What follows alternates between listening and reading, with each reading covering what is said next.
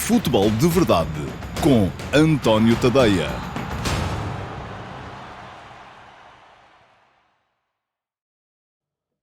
Olá a todos, muito boa tarde. Hoje é boa tarde, sim, porque hoje é sexta-feira, é dia 22 de dezembro de 2023 e esta é a edição número 98 do Futebol de Verdade para a temporada de 2023-2024 e, como acontece sempre às sextas-feiras, o programa de hoje só está disponível depois da live, porque sexta-feira é dia de live. Se esteve na live e, entretanto, deu o saltinho para vir parar aqui, muito obrigado por continuar a confiar naquilo que vou deixando por aqui no meu canal de YouTube. Se não esteve na live, ou porque não se esqueceu, ou porque se esqueceu, ou porque não sabia de todo, pois muito bem, assim que acabar de ver esta edição do Futebol de Verdade, pode passar diretamente para a live. É só mudar aí para o separador do meu canal de YouTube, para os diretos, e está lá a gravação do programa em direto de hoje. Porque o Futebol de Verdade, já sabem como é que funciona, está aqui todos os dias, e esta é a última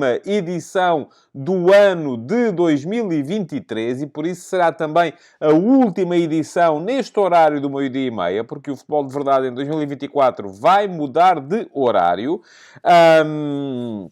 Mas até aqui era sempre assim, estava aqui sempre todos os dias, de segunda a sexta-feira, ao meio-dia e meia, com a edição diária.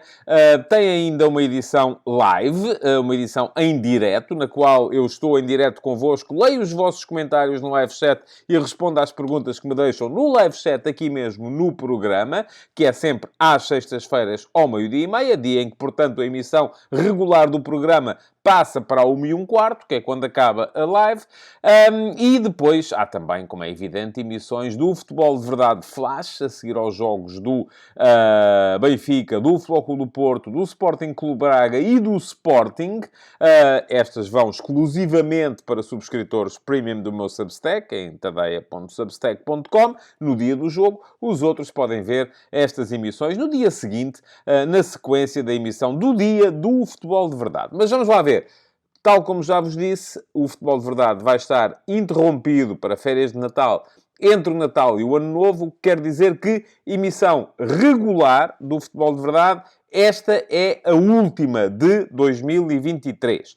Para a semana entre o Natal e o Ano Novo, vamos ter o quê? Vamos ter no dia 28...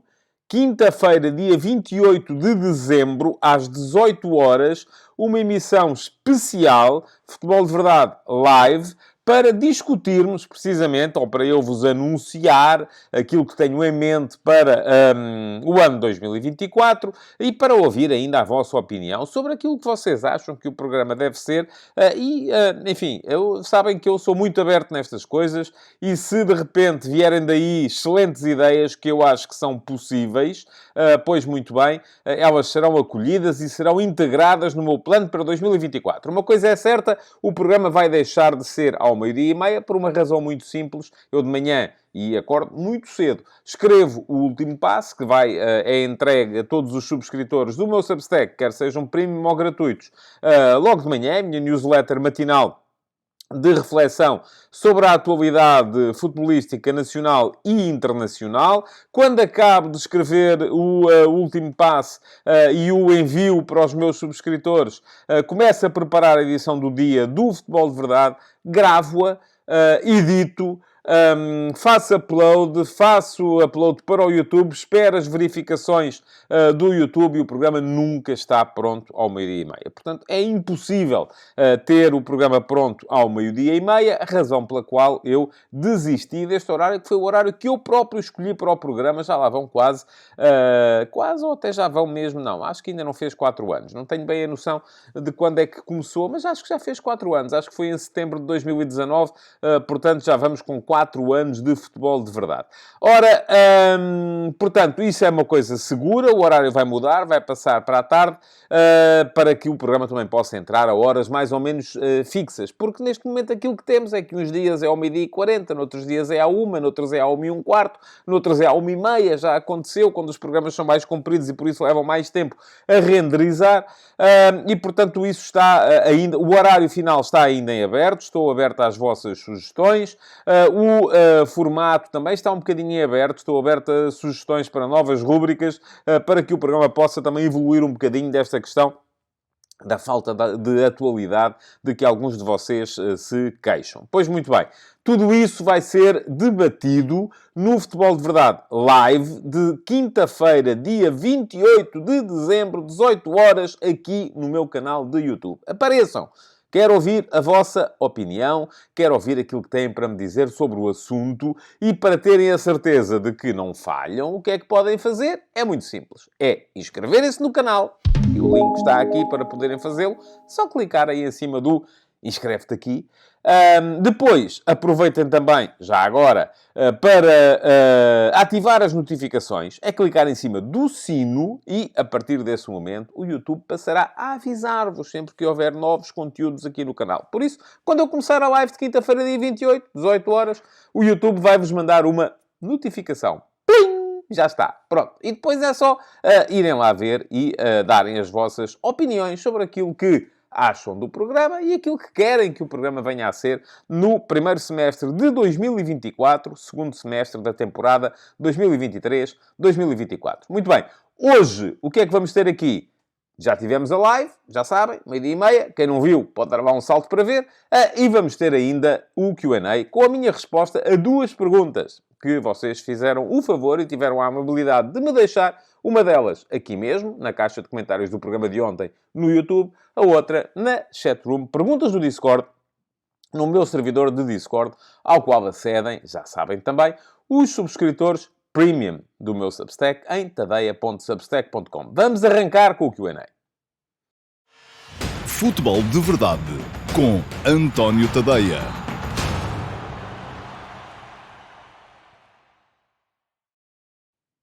Ora, vamos lá então passar a responder às vossas perguntas. A primeira é, como sempre, a pergunta que ficou aqui mesmo no meu canal de YouTube, na caixa de comentários do Futebol de Verdade de ontem. E é normal, o futebol está a começar a escassear, não tem havido jogos particularmente excitantes, não tem havido jogos de todo. Ontem houve o Benfica AVS, creio que é assim que se diz, não se pode dizer Desportivo das Aves. Mas ontem os comentários baixaram muito, houve muito poucos comentários, muito poucas perguntas, portanto cá vem, mais uma vez, aquela chamada de atenção que eu de vez em quando tenho que fazer aqui. Façam perguntas, por amor do programa, que é para ver se o programa melhora um bocadinho, para eu ter mais escolha para escolher as perguntas que me vão lá deixando e, ao mesmo tempo, havendo mais perguntas, isso equivale a dizer que há mais comentários e que o algoritmo puxa o Futebol de Verdade um bocadinho para cima, e essa é também a maneira que vocês podem ter de ajudar o programa a crescer. A pergunta que selecionei do meu canal de YouTube, das que ficaram ontem no programa, no Futebol de Verdade de ontem, é esta que já está à vossa frente. E veio do João Martins.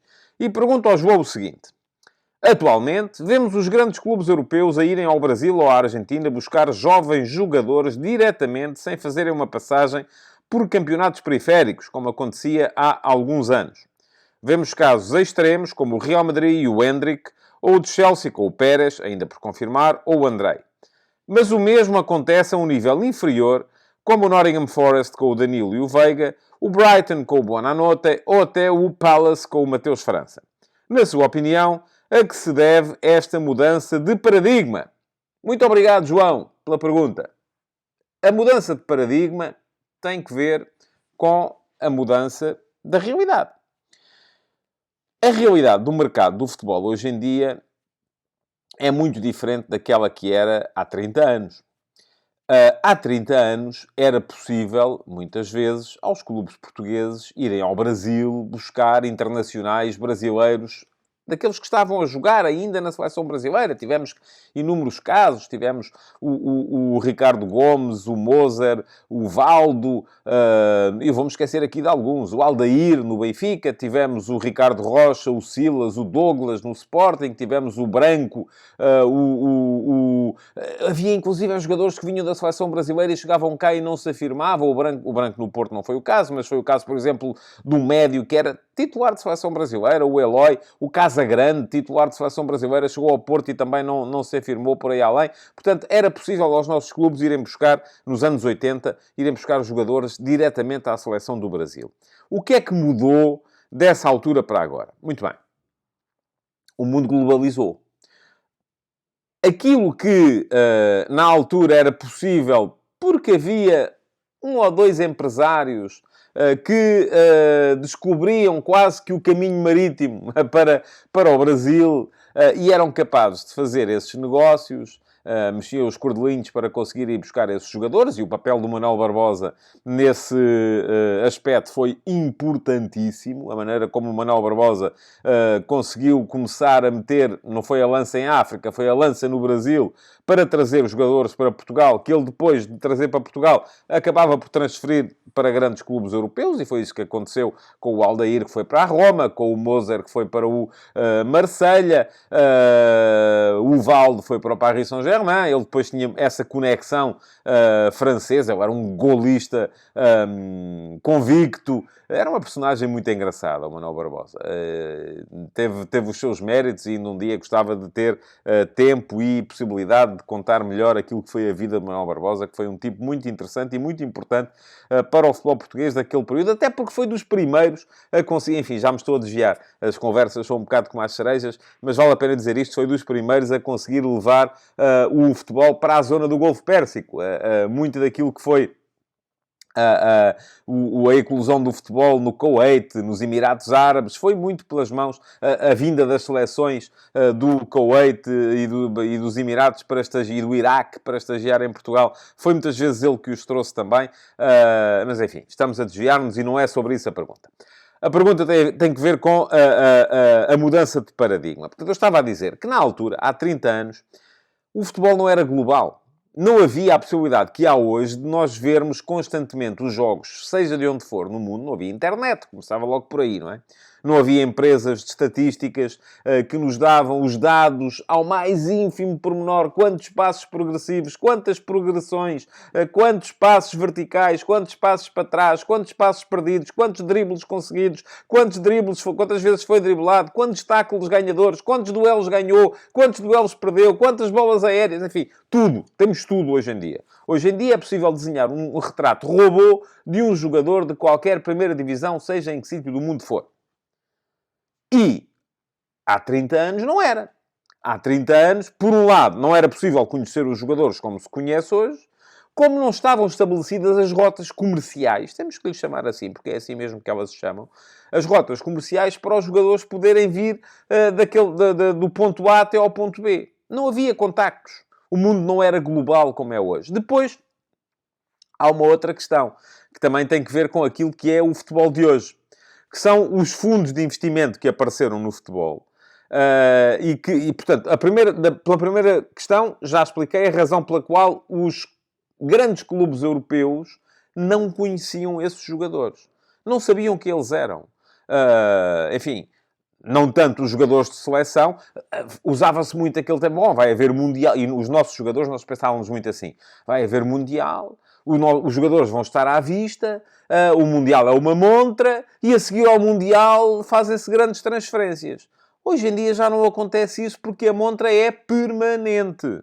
Há montra permanentemente. Não é preciso haver um Mundial para nós podermos ver os melhores jogadores colombianos, os melhores jogadores argentinos, os melhores jogadores brasileiros, os melhores jogadores dos Camarões. Não é preciso haver Mundial para isso. Eles estão permanentemente à mostra em tudo aquilo que são grandes competições, ou pequenas competições, ou os próprios campeonatos. Portanto, essa é a primeira questão. Depois, a segunda questão tem a ver com o estabelecimento das chamadas rotas comerciais, que na altura não existiam. Não havia contactos. Um clube inglês não tinha maneira não havia ninguém que se tivesse lembrado disto. Pronto, não é? De ir ao Brasil, dizer, vamos aqui mandar um emissário para ver a Copinha, o campeonato de sub-20. Alguma vez alguém ia fazer isso? Não. Os mais progressistas de todos lembravam-se de ir ver a fase final da Copa América. Porque muitas vezes a Copa América era jogada já só com os internacionais que jogavam lá, na América do Sul. Não vinham os internacionais que estavam na Europa, eram só os da América do Sul. Portanto, os clubes mais progressistas iam ver a fase final da Copa América. Depois começaram a ir ver as fases finais da Copa América de sub-20. E depois de sub-19. E hoje em dia já andam a contratar jogadores no sub-15.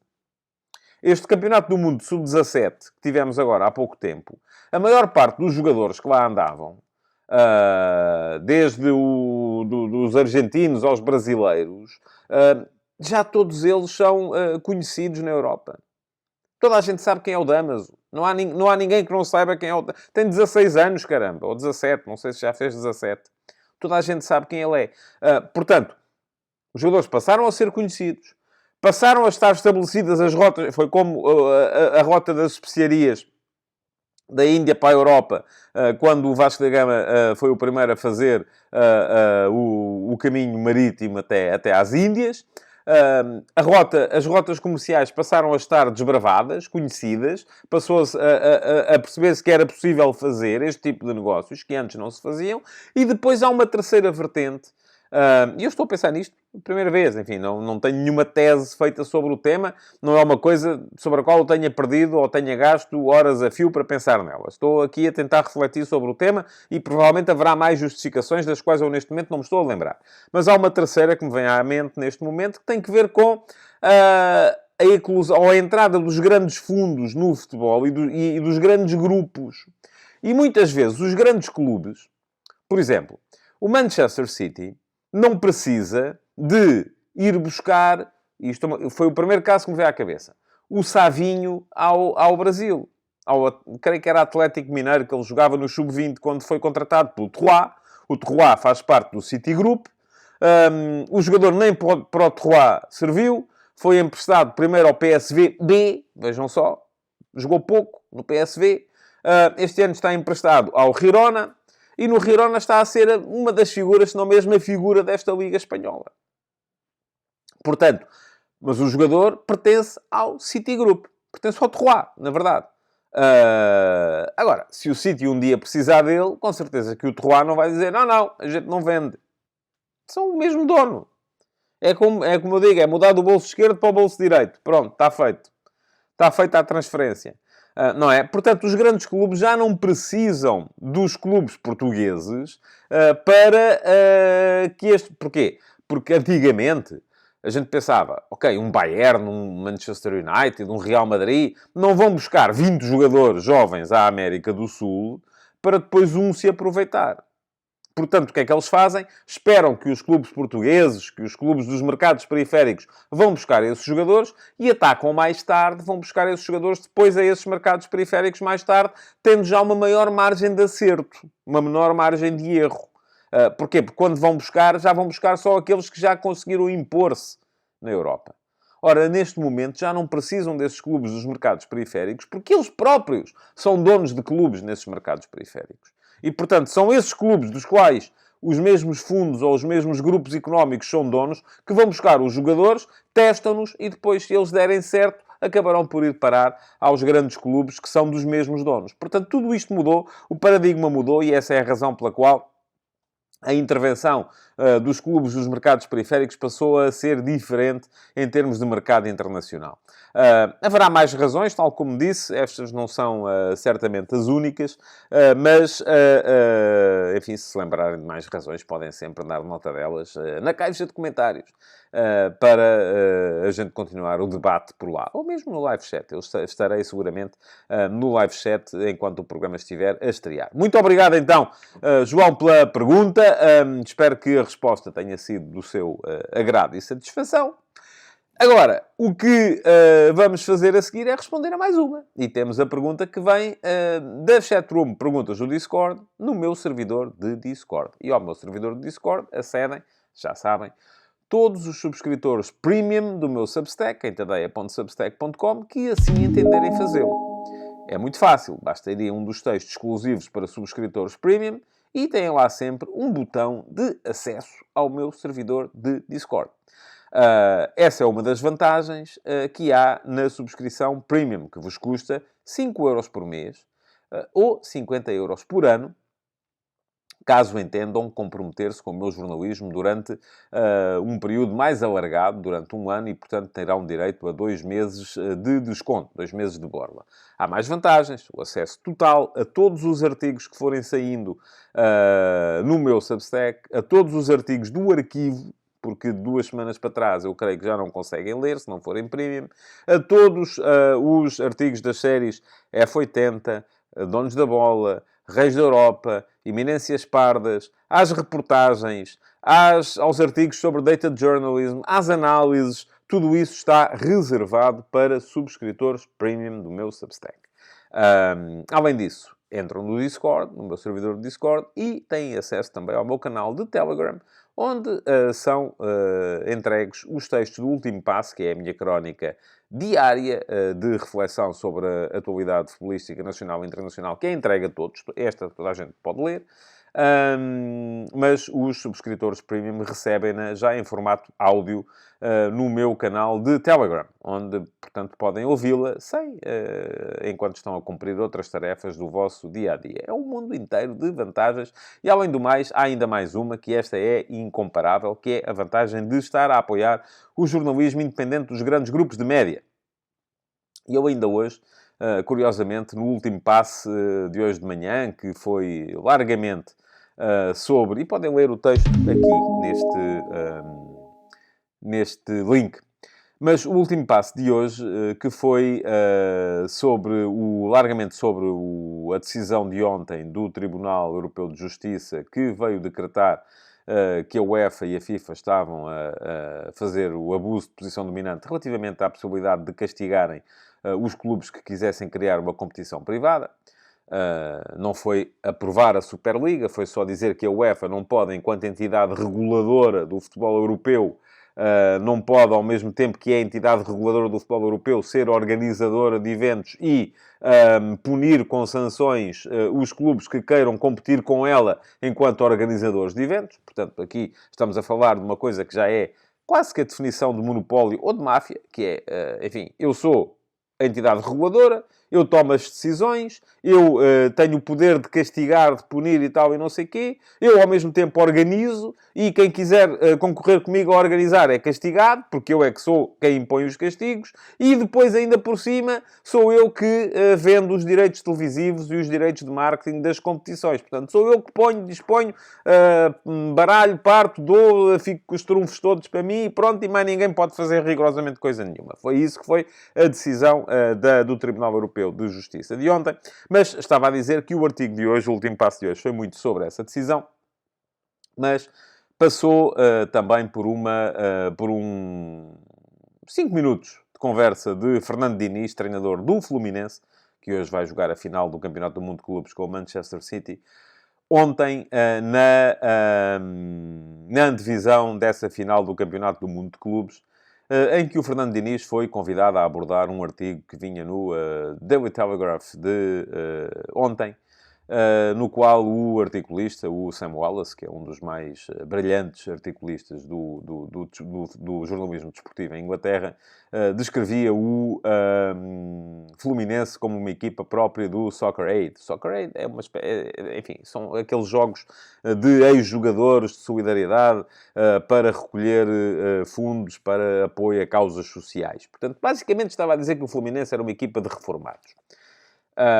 Não terá sido muito feliz o Sam Wallace na forma como se referiu ao Fluminense e aos veteranos do Fluminense, ao Paulo Henrique Ganso, ao Marcelo, ao Filipe Melo, ao Tiago, enfim, ao Xavier. Há uma série de jogadores acima dos 30, alguns acima dos 40, perdão, que fazem parte deste elenco do Fluminense. Mas o Fernando Diniz deu uma lição, mas uma lição absolutamente monstruosa, na forma como rejeitou a estética ou a retórica da oposição no futebol e no mundo. Não é no futebol, é no mundo de hoje. Porque nós estamos cada vez mais habituados à pressão que nos é imposta pelos algoritmos das redes sociais, e já estão a perceber onde é que eu estou a chegar, em que das duas uma.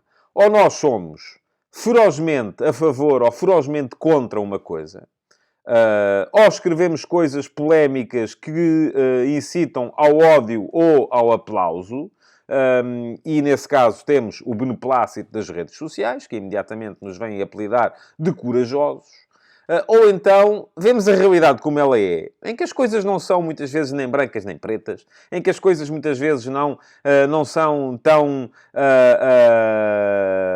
oponíveis como isso, em que dizemos, epá, o tipo tem razão aqui, mas está mal ali. E isto já não é aceitável, porque vem imediatamente aparecem os gurus das redes sociais a dizer este tipo é um cobarde, não diz as verdades, não é corajoso, está em cima do muro.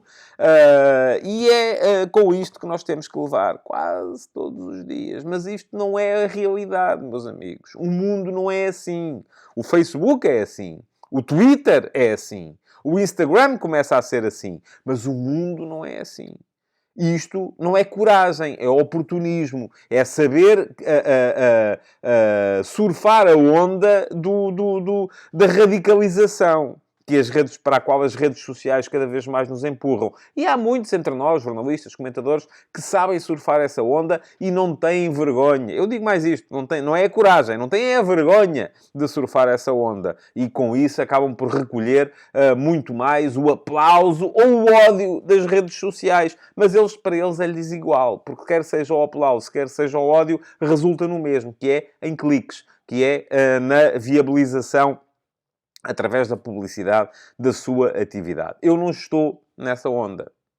Não estou nessa onda e, portanto, essa é a razão pela qual o futebol de verdade nunca vai ter milhões de visualizações.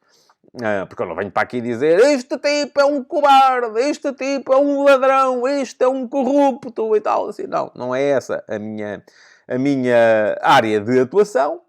Para muitos de vocês, se calhar, chegam aqui e dizem, pá, este tipo é um cobarde, pá. Não diz as coisas, não diz as verdades, pá. Não tem coragem de dizer as verdades.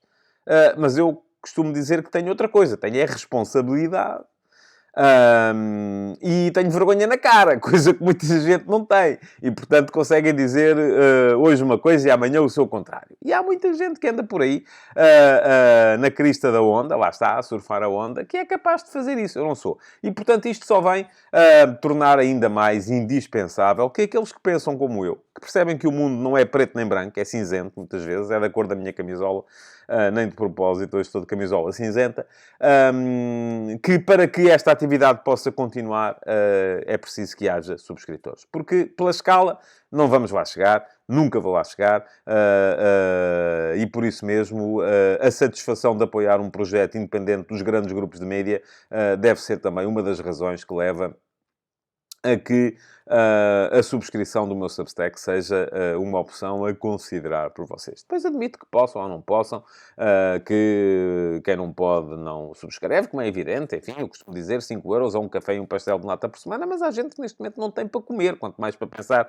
em ir ao café, beber um café e um pastel de nata. E eu respeito muito isso e por isso mesmo o meu Substack continua e continuará sempre a ter conteúdos gratuitos para toda a gente, e esses podem fazer na mesma a subscrição, embora seja a subscrição gratuita, não têm direito a tudo, mas têm direito ainda assim a muita coisa. Vamos lá, vamos embora. Segunda pergunta para hoje. Aproveitei para meter aqui, e no último passo de hoje está lá o link para poderem ver o vídeo com aqueles 5 minutos. Vale a pena verem aqueles 5 minutos do Fernando Diniz. Eu hoje de manhã acordei, a primeira coisa que faço antes de ler os jornais é passar pelo Twitter, e levei logo com aqueles 5 minutos e foi às 6:15 da manhã, fiquei com o dia ganho. Pronto, foi às 6:15 da manhã, o meu dia estava ganho, porque já tinha visto 5 minutos do Fernando Diniz a explicar o mundo. E isto para mim é muito importante. Portanto, deem um salto ao último passo, o link ficou lá atrás. Vejam sigam depois o link para o vídeo do Fernando Diniz, porque vale a pena. É o suficiente para ganharem o dia, para perceberem a lógica dualista em que o mundo se gera neste momento, em que ou somos brilhantes ou somos fracassados, em que temos que estar sempre contra alguma coisa, não podemos ser só a favor das nossas próprias ideias. E isto, meus amigos, é muito mau. Segunda pergunta para hoje, já está aí à vossa frente, é a pergunta do Ricardo Pinho. Já foi deixada ontem, eu ontem não respondi, porque ontem queria mesmo falar sobre a decisão do Tribunal Europeu de Justiça. Esta também é uma decisão que tem é uma pergunta que tem como base uma decisão judicial e que eu vou passar a ler. Diz o Ricardo o seguinte: boa tarde. Tendo em conta as sucessivas decisões de vários tribunais, nomeadamente Holanda, Alemanha, Brasil, Inglaterra, França, Espanha, nas recentes semanas, a inviabilizarem a implementação do novo e proposto regulamento da FIFA no que diz respeito à atividade de intermediário, por entenderem que viola princípios da liberdade de trabalho e limitação de ganhos, a FIFA queria limitar os rendimentos do agente, em certos casos, a 3%, Que medidas pensa que deveriam ser tomadas por todas as partes para que finalmente o papel do agente fosse respeitado e visto como tão importante como os outros participantes neste desporto/negócio que é o futebol? Muito obrigado, Ricardo, pela pergunta. O Ricardo, creio que não vou cometer nenhuma inconfidência se o disser, eu creio que é o único agente de futebol que é subscritor premium do meu Substack. O Ricardo é agente de futebol, já trabalhou com alguns clubes de primeira divisão no futebol português. Enfim, quem quiser saber é pesquisar e saber quais são os jogadores que eu agencia ou quais foram as transferências que eu intermediou. Dá-me o prazer de, apesar de ser agente de futebol, e aqui esta contradição parece que existe, mas não tinha que existir. Apesar de ser agente de futebol, ser subscritor premium do meu trabalho. E coloca aqui uma pergunta que é muito pertinente. E eu temo, Ricardo, que não estejamos de acordo relativamente a esta matéria. Mas a discordância aqui é absolutamente saudável. Porquê? Eu percebo a lógica de não poder haver uma limitação de ganhos. Isto é, quem é a FIFA ou a UEFA, ou seja, quem for, para poder vir impor um teto, um limite àquilo que é o meu ganho enquanto... Agora vamos lá ver. Se eu arranjar aqui um contrato com uma empresa qualquer que patrocina o meu canal de YouTube e que me paga 1 milhão de euros por vídeo para eu comentar os jogos, porque é que a FIFA ou a UEFA, ou seja, quem for, há de vir dizer, isso não pode ser, isso é demais. Não pode, não é? Eu percebo isso, percebo essa ideia. Agora, aquilo que me parece a mim é que toda a atividade, todo o mercado, toda a atividade em torno do mercado de transferências, neste momento, está tão opaca que gera muita movimentação de dinheiro suspeita. E eu acho que a limitação do tal teto, que em alguns casos, diz o Ricardo, e eu acredito, eu não conhecia esta decisão, é de 3%, serve mais para limitar a movimentação de dinheiro opaco, de dinheiro de origens esquisitas, movimentação de dinheiro, muitas vezes, através de mecanismos que não são absolutamente claros, e deviam ser, do que para impor um limite de ganhos aos agentes. Do que é que eu estou a falar? Vamos imaginar a seguinte situação. Vamos imaginar um grande fundo de investimento. Vamos chamar-lhe o Taveia Business Incorporated. Vamos imaginar que eu sou um trilionário e crio um enormíssimo fundo de investimento. Tenho muito dinheiro, tenho dinheiro que nem sei o que é que lhe hei de fazer. E crio um gigantesco fundo de investimento que compra um clube de futebol. Nem preciso de comprar 2. Se comprar 2, então a coisa ainda é pior. Mas vamos imaginar que eu compro só um. Vou comprar o Coruchense. E com o meu dinheiro consigo pôr o Coruchense, e se calhar há muita gente em Coruche que neste momento já está a pensar que isto é possível, mas não é. Eu consigo pôr o Coruchense a lutar para ser campeão em Portugal. E para ir à Liga dos Campeões.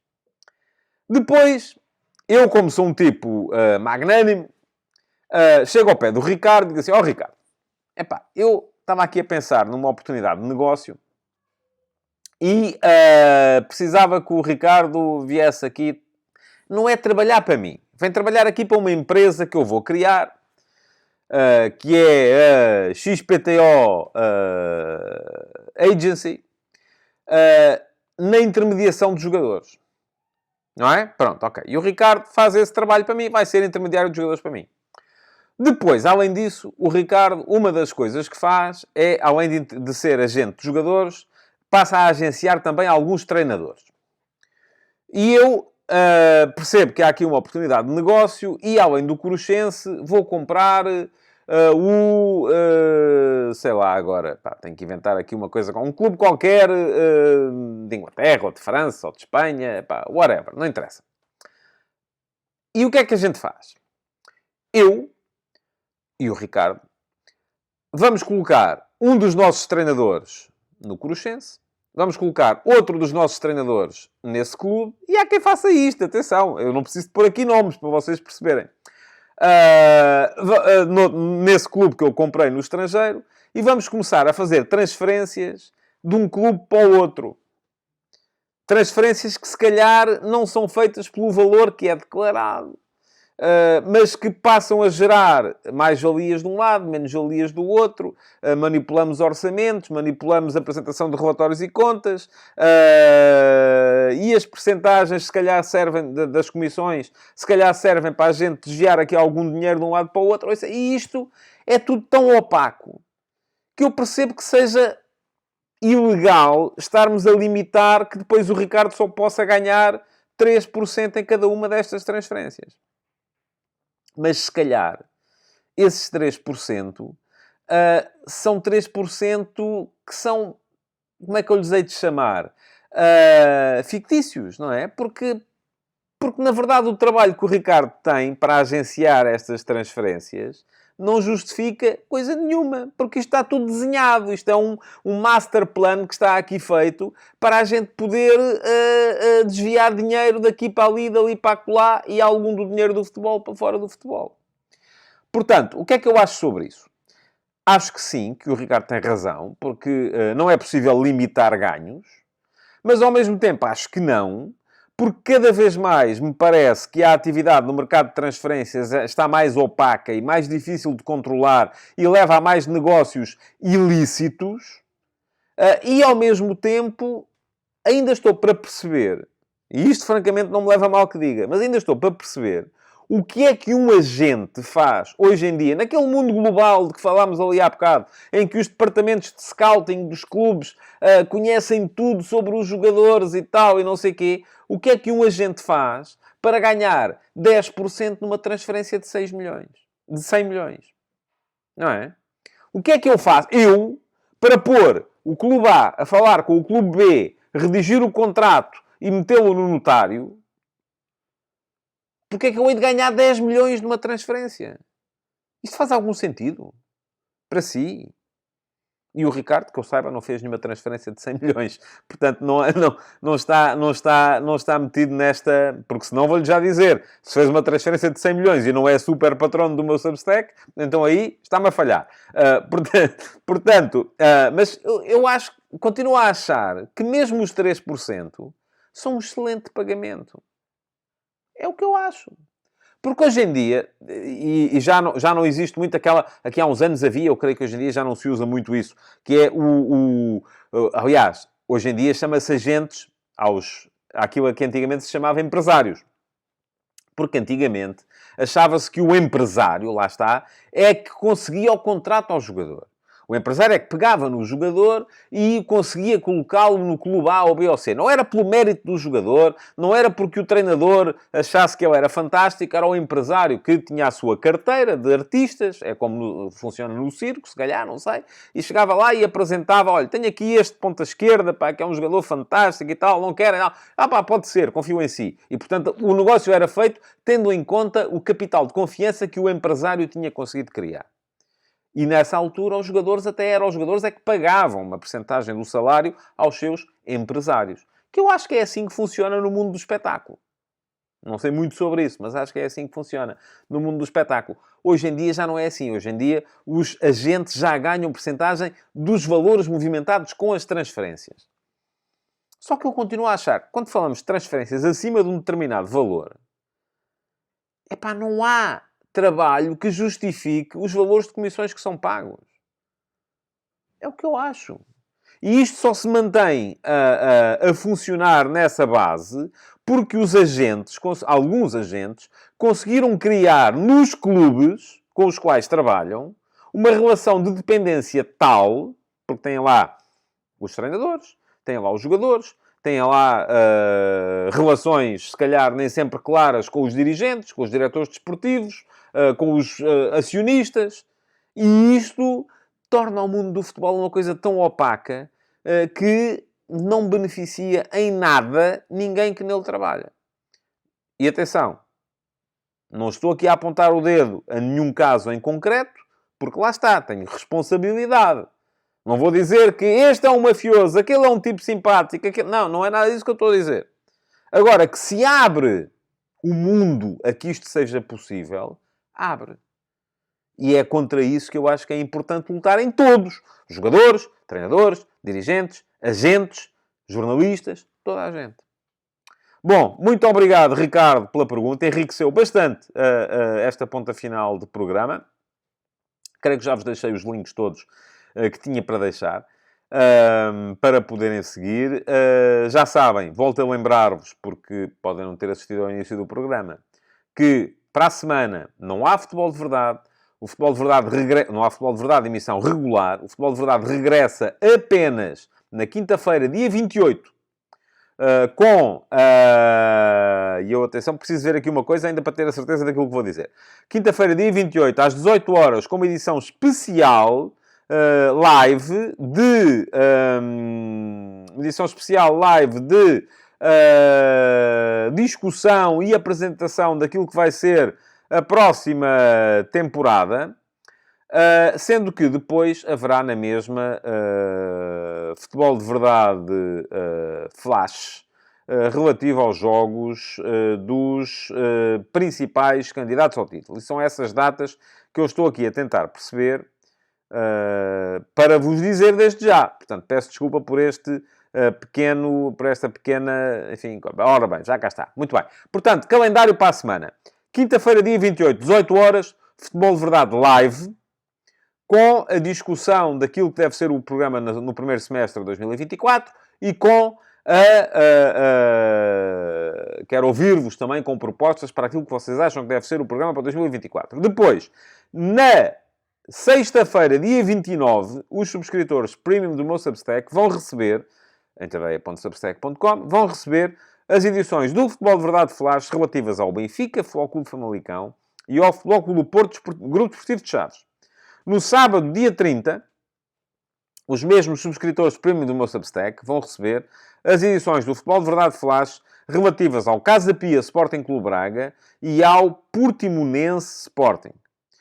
Quem não for subscritor premium do meu Substack vai poder ver estas 4 edições do Futebol de Verdade Flash apenas na terça-feira, dia 2 de... na terça-feira, dia 2, assim é que é exatamente, de janeiro de 2024. Porque elas vão seguir-se, vão aparecer aqui no encadeamento normal da emissão do Futebol de Verdade dessa terça-feira, dia 2. Portanto, por hoje e por este ano, em relação ao Futebol de Verdade de emissão regular, é tudo. Resta-me desejar-vos umas boas festas, Feliz Natal, boas entradas em 2024, agradecer-vos por terem estado aí e pedir-vos que apareçam na quinta-feira, dia 28, para a tal edição live do Futebol de Verdade, às 18 horas. Até lá. Futebol de Verdade, de segunda a sexta-feira, às 12h30.